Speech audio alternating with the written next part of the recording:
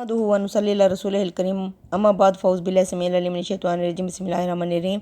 मुअज़्ज़ज़ अज़ीज़ सामीन सामियात अस्सलामु अलैकुम व रहमतुल्लाहि व बरकातहू। आज हम पढ़ेंगे सूरह ताहा की आयत नंबर 99 से।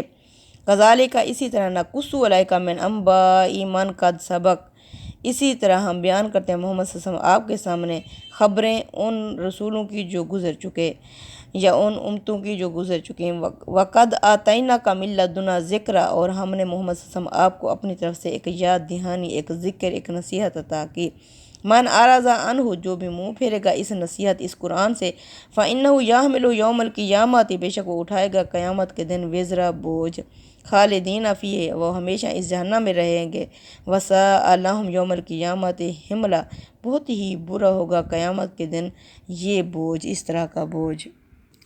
इसी तरह ऐ पैगंबर हम तुम्हें माजी की कुछ दास्तानें सरगुज़श्तें सुनाते हैं, और इसके लिए हमने ख़ास अपने पास से तुमको एक याद दहानी अता फरमा दी है। जो इससे मुँह मोड़ेंगे वो क़यामत के दिन एक भारी बोझ उठाएंगे और हमेशा उसी के वबाल में रहेंगे, और क़यामत के दिन वो उनके लिए बहुत ही बुरा बोझ होगा जो वो उठाएंगे। जिस तरह अल्लाह ताला ने हज़रत मूसा अलैहिस्सलाम का ये वाक़या सुनाया, इसी तरह अल्लाह ताला फरमाते हैं कि हमने आपको अपनी तरफ से नसीहत यानी कुरान हकीम अता किया। अब कुरान हकीम हमारे लिए अल्लाह ताला की बहुत बड़ी नेमत, बहुत बड़ा इनाम है। अल्लाह फरमाते हैं फ़लयतनाफ़सिल मुतनाफ़िसून, लालच और हिर्स करने वालों को चाहिए ऐसे नेक कामों में लालच और हिर्स करें, और खुशियाँ मनाने वालों को चाहिए कि इस पर खुशियाँ मनाएं। ये तुम्हारे पास ख़जाना आ चुका है, बहुत बड़ा ख़जाना। अल्लाह फरमाते हैं ये तुम्हारे पास नसीहत यानी याद दहानी आ चुकी है। जो भी इससे मुँह फेरेगा बेशक क़यामत के दिन वो अपने गुनाहों का बोझ उठाएगा और हमेशा इस जहन्नम में रहेंगे, और बहुत ही बुरा होगा ये बोझ जो वो उठाएंगे। यौम युनफ़ख़ु फ़िस्सूरी, जिस दिन सूर में फूंक मार दी जाएगी। वनाशरुल मुजरिमीन, और हम जमा करेंगे मुजरिमों को यौमइज़िन उस दिन ज़ुरका, ऐसे जैसे उनकी आंखें नीली पड़ी हुई हों। यानी ये सूर फूंकना ये क्या है, इसमें जिस तरह किसी बड़े इवेंट के लिए बगल बजाए जाते हैं, तो इसी तरह ये क़यामत का एक मंज़र होगा जिसमें पहले सूर फूंका जाएगा। कि सूर क्या होगा, असल में अल्फाज हैं यौमा युनफ़ख़ु फ़िस्सूरी, इसमें मजहूल का सीगा सूरत हाल की होलनाकी की ताबीर के लिए है। मतलब ये है कि उसकी होलनाक आवाज़ से हर तरफ हलचल तो बर्पा हो जाएगी, लेकिन पूछने वाले पूछ रहे होंगे और उन्हें मालूम ना होगा कि ये आवाज़ कहाँ से आ रही है। यही सूर वही चीज़ है, ये सूर वही चीज़ है जिसे हमारी ज़बान में नरसंघा, बोक या करना कहा जाता है। इसकी असल हकीकत को जानना किसी के लिए मुमकिन नहीं, इसलिए इसका ताल्लुक़ अमूर मुतशाबिहात से है। यानी मुतशाबिह क्या होती है, जो ताबीर की मोहताज होती है। ताहम जो लफ्ज़ इसके लिए इख्तियार किया गया इसका कुछ तसव्वुर उससे कायम किया जा सकता है। अल्लाह ताला अपनी कायनात के नज़म को समझाने के लिए वही अल्फाज इस्तिलाहात इस्तेमाल करते हैं जो ख़ुद इंसानों के यहाँ उससे मिलते जुलते नाज़्म के लिए इस्तेमाल होती हैं। इससे मकसूद हमारे तसव्वुर को असल चीज़ के करीब ले जाना होता है, ना ये कि हम उस चीज़ को बैना उसी तरह समझ लें जिस तरह वो दुनिया में पाई जाती है। कदीम अयाम में शाही जलूस या ऐलान जंग वगैरह के मौके पर नरसंगा फूंका जाता था। कुरान से मालूम होता है कि ऐसी ही एक चीज़ क़यामत बर्पा करने के लिए भी फूंकी जाएगी, जिसकी नोयत हमारे नरसंगे जैसी होगी। इससे तमाम मखलूक़ात पर शदीद घबराहट और हौल की कैफियत तारी हो जाएगी। लोगों को अपनी अजीज़ तरीन चीज़ों का भी होश ना रहेगा। जंगलों के जानवर बदहवास होकर इकट्ठे हो जाएंगे, यहाँ तक कि उसकी हौलनाक आवाज़ से तमाम मखलूक़ात बेहोश हो जाएंगी। तखाफ़तूना, वो चुपके बैनहुम आपस में पूछेंगे एक दूसरे से, इन्नल बिस्तुम इला अशरा, के मुश्किल से दुनिया में तुम 10 दिन ही रहे हो। नहनु आलम, हम जानते हैं, बिमा यकूलूना, जो कुछ ये कह रहे होंगे। ए यकूलु मासालुहुम अमसालुहुम तरीक़ातन, जब ये इस किस्म की मिसालें बयान कर रहे होंगे। इन्नल बिस्तुम इला यौमन, नहीं रहे थे दुनिया में मगर सिर्फ एक ही दिन। वो चुपके आपस में कहते होंगे कि तुम दुनिया में मुश्किल से 10 दिन रहे होगे। हमें खूब मालूम है कि वो जो कुछ वो कहेंगे, जबकि उनमें से जो उनके ख्याल में सबसे बेहतर अंदाज़ा लगाने वाला होगा वो कहेगा कि तुम एक दिन से ज़्यादा नहीं रहे हो। یعنی جس کو آج بہت دور کی چیز سمجھتے اور حدیث خرافات کہتے ہو، اس وقت اس کے بارے میں اس طرح کے اندازے لگا رہے ہوں گے۔ سلونا کا ویسلونا کا، اور وہ آپ سے سوال کرتے ہیں محمد صلی اللہ علیہ وسلم عن الجبالی، پہاڑوں کے بارے میں۔ اچھا یہ کہتے ہیں کہ پھر اچھا پہاڑوں کا کیا ہوگا؟ فَقُل، پس آپ بھی کہہ دو انہیں، يَنْسِفُهَا رَبِّي نَسْفًا، کہ میرا رب انہیں دھول بنا کر اڑا دے گا۔ فَيَذَرُهَا قَاعًا صَفْصَفًا، پھر وہ زمین کو چٹیل میدان بنا کر چھوڑ دے گا۔ لَا تَرَىٰ فِيهَا عِوَجًا وَلَا أَمْتًا، تم نہیں دیکھو گے اس میں نہ کوئی اونچ نہ کوئی نیچ، یعنی نہ کوئی موڑ اور نہ ہی کوئی ٹیلا دیکھو گے۔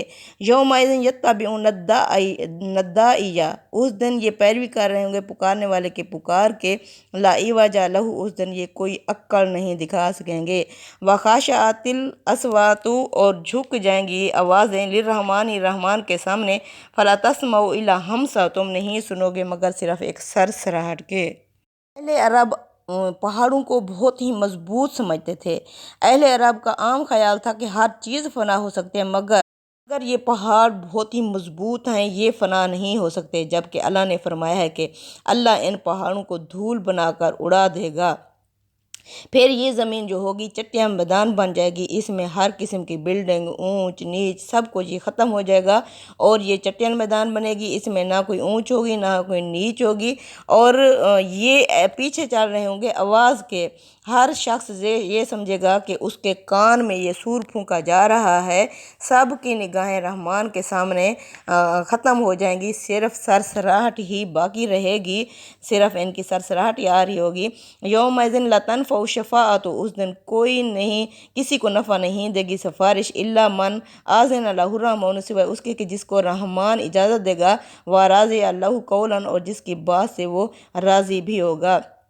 یعنی کہ جنہوں نے آلریڈی 30 مارکس لیے ہوئے ہوں گے تو 3 نمبروں کی سفارش اللہ جس کو بھی اجازت دیں گے، جس کے لیے دیں گے تو اس کی سفارش کی جائے گی۔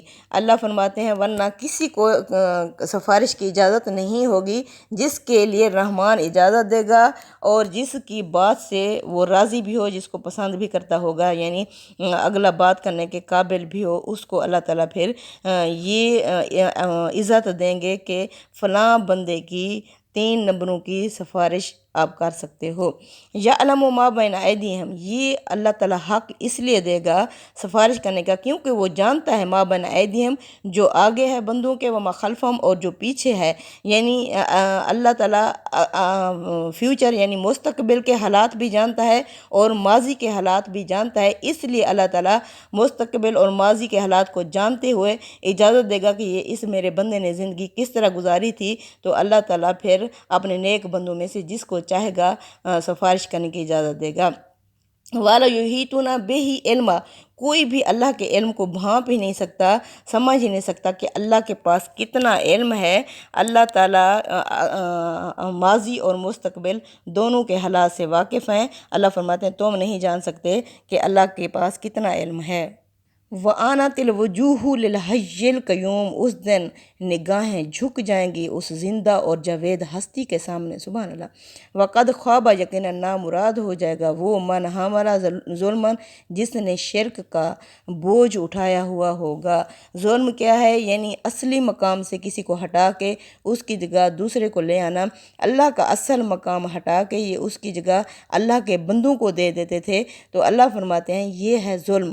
ویسے بھی جو ظلم باقی ظلم ہے وہ بھی وہ ظالم نہیں بچیں گے، لیکن سب سے بڑا ظلم شرک کا ظلم ہوگا، جو اس شرک والے ظلم سے لت پت ہوگا تو اللہ فرماتے ہیں وہ نامراد ہو جائے گا۔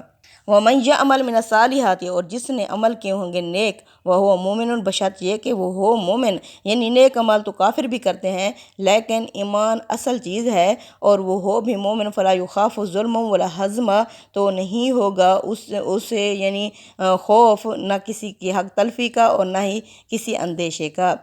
وَكَذَلِكَ أَنزَلْنَاهُ قُرْآنًا عَرَبِيًّا، بیجوں وصرفنا، اسی طرح ہم نے اس قرآن کو نازل کیا عربی زبان میں، وصرفنا، اور ہم نے پھیر پھیر کے بیان کر دیے، فی ہے اس قرآن میں، من الوعید، ہر قسم کے ڈراوے، لعلہم یتقون، شاید کہ یہ متقی بن جائیں، شاید کہ یہ پرہیزگار بن جائیں، اور یحدث لہم ذکرا، یا انہیں اس بات سے، اس قرآن سے کوئی یاد دہانی حاصل ہو جائے، کوئی نصیحت حاصل ہو جائے۔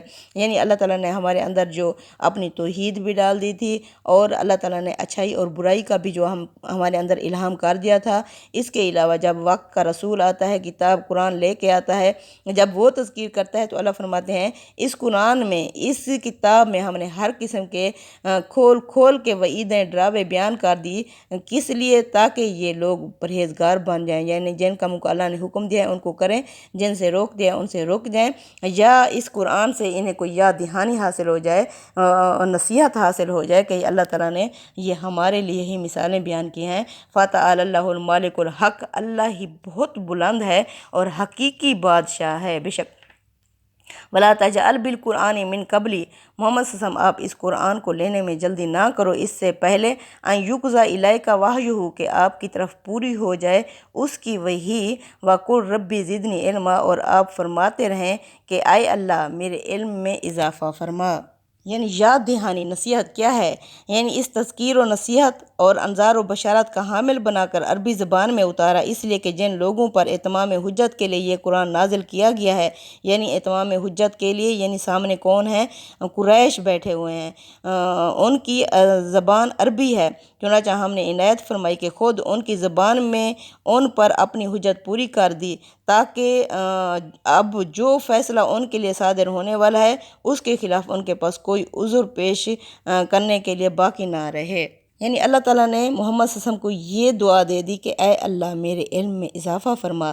اپنی قوم پر اتمام حجت نبی کریم صلی اللہ علیہ وسلم کا فریضہ منصبی تھا، یعنی آپ صلی اللہ علیہ وسلم بالخصوص اپنے اندر قریش کے لوگوں کے لیے مبعوث فرمائے گئے تھے۔ اب مکی زندگی صورتوں میں آپ صلی اللہ علیہ وسلم کے مخاطب کون ہیں؟ کفار قریش ہیں۔ تو آپ صلی اللہ علیہ وسلم اس طرح کی غیر معمولی ذمہ داری کو جلد سے جلد اور سرخروئی کے ساتھ پورا کرنے کی خواہش، ایک فطری خواہش تھی کہ جلد از جلد میں اپنی قوم تک یہ پیغام پہنچا دوں۔ پھر قریش بھی بار بار تقاضا کرتے تھے کہ قرآن اگر خدا کی طرف سے نازل کیا جا رہا ہے تو ایک ہی مرتبہ پورا کیوں نازل نہیں کر دیا جاتا؟ قرآن جیسی بے نظیر کتاب کسی شخص کو کائنات کے بادشاہ اور جہانوں کے پروردگار کی طرف سے دی جا رہی ہو اور اس کے اندر یہ خواہش پیدا ہو جائے کہ پوری کتاب جلد اسے مل جائے، تو یہ اس پر تعجب نہیں ہونا چاہیے۔ آپ کے قلب کو، تمام قوت روح کو، زندگی، عقل کو رہنمائی اور ارادے کو ثبات اور استحکام قرآن ہی سے حاصل ہوتا تھا۔ یہ چیز بھی اس کو جلد پا لینے کے شوق اور اضطراب کا باعث بن جاتی تھی۔ اس آیت میں اس بے قراری اور عجلت پر صبر اور انتظار کی تلقین کی گئی ہے۔ لقد عہدنا، اور یقیناً ہم نے وعدہ لیا تھا، الی آدم سے، من قبل، اس سے پہلے، یعنی جس طرح آپ صلی اللہ علیہ وسلم جلدی کر رہے ہیں کہ میری طرف وہی جلدی جلدی نازل ہو جائے، تو اللہ فرماتے ہیں اس سے پہلے ہم نے آدم سے بھی وعدہ لیا تھا، وَلَمْ نَجِدْ لَهُ عَزْمًا، پھر ہم نے یعنی اسے وعدے کا پکا یا پختہ نہ پایا، اس لیے کہ تم جس ذمہ داری کو پورا کرنے کے لیے بھیجے گئے ہو وہ ایک بھاری ذمہ داری ہے۔ ہم نے اس سے پہلے آدم پر بھی ایک عہد کی ذمہ داری ڈالی تھی تو وہ بھول گیا تھا اور ہم نے اس میں ارادے کی پختگی نہیں پائی۔ وَإِذْ قُلْنَا لِلْمَلَائِكَةِ اسْجُدُوا، اس وقت جب ہم نے کہا کہ فرشتوں سے کہ سجدہ کرو آدم کو، فَسَجَدُوا، تو سب نے سجدہ کیا، إِلَّا إِبْلِيسَ، سوائے ابلیس کے، أَبَى، اس نے انکار کر دیا۔ یعنی جب ہم نے فرشتوں سے کہا کہ آدم کو سجدہ کرو تو سجدہ ریز ہو گئے مگر ابلیس نہیں مانا۔ یعنی کہ انسان جلد باز ہے۔ اللہ فرماتے ہیں، یعنی یہ اس کی تفسیر ہے، انسان کی یہی کمزوری ہے جس سے وہ حدود سے تجاوز کرتا ہے اور گناہ میں مبتلا ہوتا ہے۔ مطلب یہ ہے کہ پیچھے موسیٰ علیہ السلام کی اجرت کا نتیجہ دیکھ چکے ہو۔ تمہارے باپ آدم سے بھی یہی غلطی ہوئی تھی، وہ بھی حیات ابدی کو پانے کے لیے جلدی کے راستے پر چل پڑے تھے۔ اس میں شبہ نہیں کہ انسان جس چیز کے لیے جدوجہد کرتا ہے اس کا نتیجہ بہت جلد دیکھنا چاہتا ہے، لیکن اس میں بسا اوقات اپنی راہ کھوٹی کر بیٹھتا ہے۔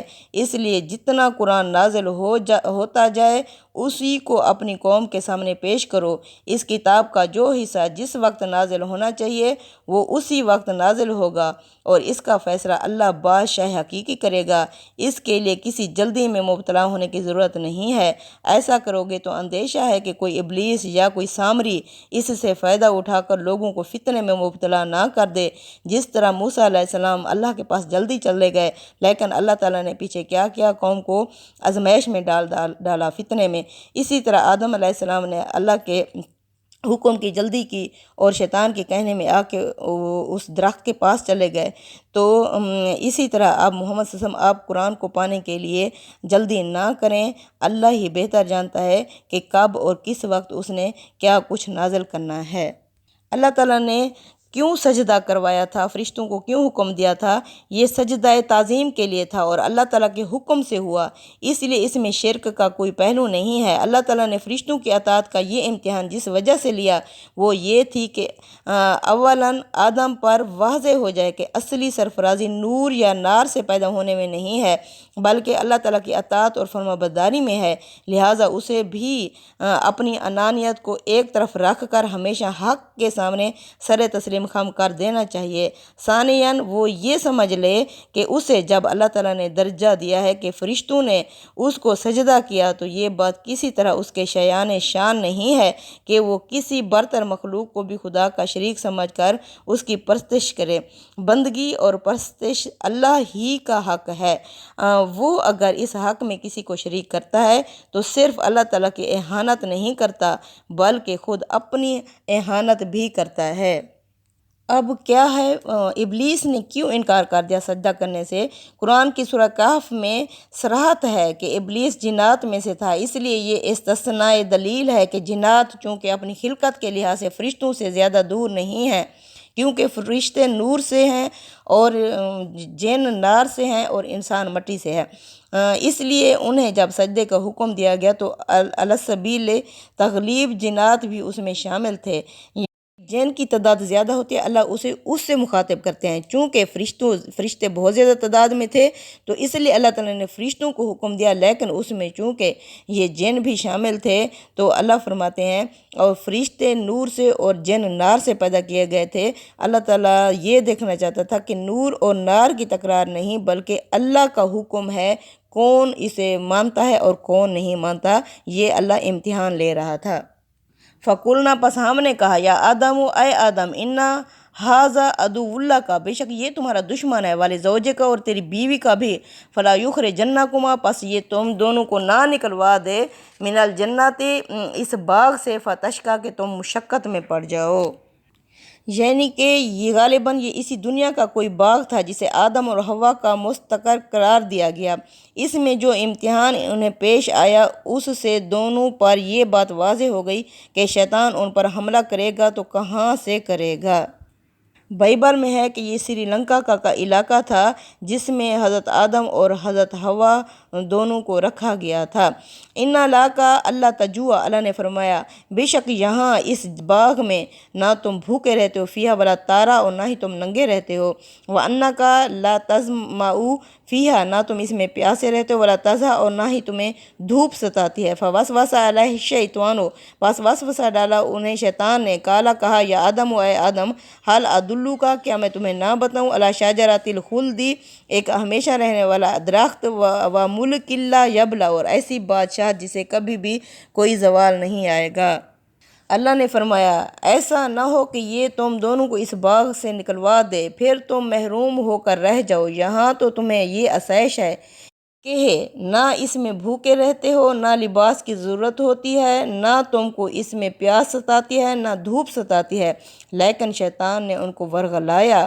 فوسوس علیہ الشیطان شیطان نے انہیں ورغلایا، قالا کہا یا آدم اے آدم حل ادلک کیا میں تجھے بتاؤں، علی شجرۃ الخلد ایک ہمیشہ رہنے والا درخت، و ملک لا یبلی اور ایسی بادشاہت جسے کبھی کوئی زوال نہیں آئے گا۔ یہ اس لیے فرمایا کہ ذریت آدم سے ابلیس کی دشمنی اس چیلنج سے واضح ہو گئی تھی جو اس نے سجدے سے انکار کے بعد دیا تھا۔ سورہ اعراف کی آیت نمبر 16-17 میں ہے کہ اس نے کہا تھا کہ میں اولاد آدم کے لیے تیری سیدھی راہ پر گھات میں بیٹھوں گا، پھر ان کے آگے سے اور پیچھے سے، یعنی میں ان کو مستقبل سے ڈراؤں گا اور پیچھے ماضی سے اس کی مثالیں دوں گا، آگے اور پیچھے دائیں اور بائیں سے، یعنی دائیں سے نیک کام اور اللہ کی راہ میں خرچ کرنے سے روک دوں گا، اور بائیں طرف سے آؤں گا اور یعنی ہر قسم کے برے کام کرواؤں گا اور برائی کی طرف خرچ کرنے کی ترغیب دوں گا، ہر طرف سے ان پر طاقت کروں گا اور تو ان میں سے اکثروں کو اپنا شکر گزار نہیں پائے گا۔ یہ غالباً اسی دنیا کا کوئی باغ تھا جسے آدم اور حوا کا مستقر قرار دیا گیا ہے۔ اس میں جو امتحان انہیں پیش آیا اس سے دونوں پر یہ بات واضح ہو گئی کہ شیطان ان پر حملہ کرے گا، تو یہ حملہ شیطان کہاں سے کرے گا؟ یہ الفاظ اپنے لازم ملزوم کے لحاظ سے استعمال ہوئے ہیں، مطلب یہ ہے کہ باغ میں اور ایسے معتدل موسم کی جگہ پر ٹھہرائے گئے تھے کہ سردی اور گرمی دونوں کے عذاب سے محفوظ رہتے ہو۔ چنانچہ جو کچھ تمہیں میسر ہے وہی کفایت کرتا ہے، زندگی کو قائم رکھنے کے لیے کسی غیر معمولی اہتمام کی ضرورت نہیں ہوتی۔ استاد امام لکھتے ہیں، سردی کے عذار میں بھوک اور عریانی ہے، گرمی کی تکلیف میں پیاس اور دھوپ ہے۔ جن لوگوں کی نظر اہل عرب کے کلام پر ہے وہ جانتے ہیں کہ وہ بسا اوقات سردی اور گرمی کی تکلیف کا ذکر اسی طرح کے الفاظ سے کرتے تھے۔ بعض لوگوں نے یہ سمجھا کہ پیاس کا ذکر بھوک کے ساتھ اور دھوپ کا ذکر عریانی کے ساتھ زیادہ موضوع ہوتا ہے۔ ہمارے نزدیک یہ رائے عربیت کے ذوق سے محرومی کا نتیجہ ہے۔ اب وہ درخت کون سا تھا جس سے اللہ تعالیٰ نے منع کیا تھا؟ یہ الفاظ بتا رہے ہیں کہ لفظ شجرہ یہاں مجازی مفہوم میں ہے اور اس سے مراد وہی شجرہ تناسل ہے جس کا پھل کھانے سے ہی انسان اس دنیا میں اپنے آپ کو باقی رکھے ہوئے ہے۔ چنانچہ ابلیس نے یہ لالچ دے کر آدم اور حوا کو اس درخت کا پھل کھانے کی ترغیب دی کہ حیات جاوداں اور ابدی بادشاہی کا راز اسی درخت کے پھل میں ہے جس سے تمہیں محروم کر دیا گیا ہے۔ اس کا پھل کھاؤ گے تو باقی رہو گے، ورنہ جلد یا بدیر موت سے دوچار ہو جاؤ گے۔ شیطان کی یہ بات اگر غور کیجئے تو ایسی غلط بھی نہیں تھی، اس لیے کہ یہ اسی درخت کا پھل ہے جس کے کھانے سے انسان کی زندگی کا تسلسل دنیا میں قائم ہے۔ یعنی وہ درخت کیا ہے؟ میاں بیوی کا تعلق ہے، اور وہ پھل کیا ہے؟ بچہ ہے۔ شیطان نے کہا تم تو بوڑھے ہو کے ختم ہو جاؤ گے، اگر تم چاہتے ہو کہ تم اپنی زندگی میں جوان نظر آؤ تو یہ بچے ہوتے ہیں جو والدین کا پھر مستقبل بن جاتے ہیں، تو اسی طرح بچے جوان ہو جاتے ہیں تو انسان بوڑھا ہو کے پھر بچوں کی شکل میں جوان ہو جاتا ہے، اور یہ سلسلہ چلتا رہتا ہے۔ یہ درخت وہی بچہ تھا، یہ پھل وہی بچہ تھا جس سے شیطان نے حضرت آدم علیہ السلام اور حضرت حوا کو ورگلایا تھا۔ اللہ تعالیٰ یہ خود ہی بعد میں دے دیتے۔ ایک روزے کی کیفیت ہوتی ہے، جس طرح روزہ افطار ہونا ہی ہوتا ہے، لیکن اگر ہم پہلے سے افطار کریں گے وہ اللہ کی نافرمانی میں ہو جائے گا، لیکن اگر وقت پہ کریں گے تو کیا ہوگا؟ وہ اللہ تعالیٰ ہمیں سرفرازی عطا فرمائیں گے۔ تو اسی طرح یہ درخت یعنی اللہ تعالیٰ نے اس سلسلے کو آگے جاری کرنا تھا، مگر کیا ہے، حضرت آدم علیہ السلام نے جلدی کی اور اس روزے کو پہلے افطار کر لیا۔ صدق اللہ العظیم۔ تقبل منا انک انت السمیع العلیم وتب علینا انک انت التواب الرحیم۔ آمین۔